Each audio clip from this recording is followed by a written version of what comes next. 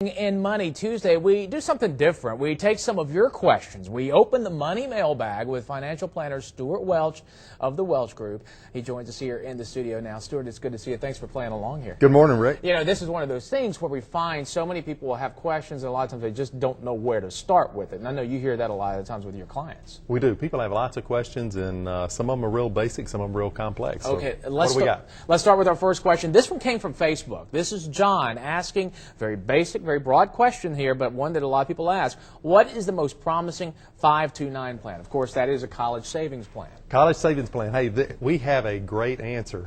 Alabama has been at the bottom of so many lists, and now Alabama has zoomed to the top of one of the most important lists, and that's education. Alabama changed their 529 plan, their options, in August of last year, and they are now one of the most competitive plans out there. So a couple of things that are real advantages for Alabama residents. One is when you make a contribution to the 529 plan, you're going to get a state tax deduction. So a $1,000 contribution is worth about $50 to you in terms of a contribution. That's something nice to have. But more importantly, your investment options, they're now using Vanguard as their basic investment. The people that are investing the money, they're very inexpensive, makes them super, super competitive. Okay, that's really good news because, as you said, we've always in the past looked and said, well, it's not the best program out there. It was actually one of the worst. In Virginia, Utah, good examples of 529 programs that have been very competitive. So you're saying Alabama and other states are catching on? Absolutely competitive with them now. So if you're an Alabama resident, 529 for Alabama is a great place to go.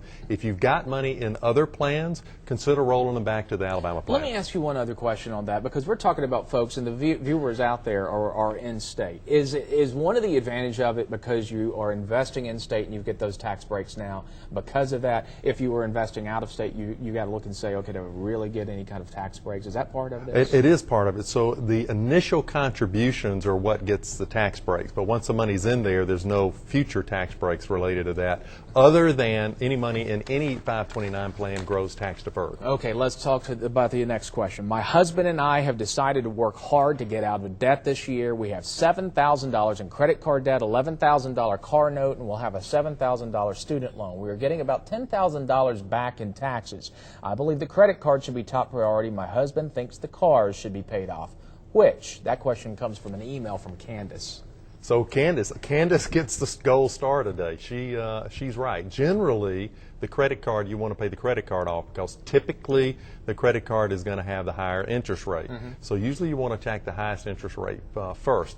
And the $10,000 is enough to completely pay off their credit cards, leave $3,000 over that they can apply toward the automobile loan, and then start attacking the automobile loan until you get it paid off. And then obviously they have money that they were putting into that car loan that they turn around and they start aiming at the credit card, or the reverse, the credit card payments that they start putting on that car loan. And typically the student loans are going to be the least expensive, but generally what you want to do is stack the interest rate. What's the highest interest rate to the lowest interest rate? Attack the highest interest rate first. Okay, a reminder for you, email your questions to gda@wbrc.com or post them on Good Day Alabama's Facebook and Twitter pages. We will use some of those questions in Money Tuesday from time to time. Stuart, it's good to see you.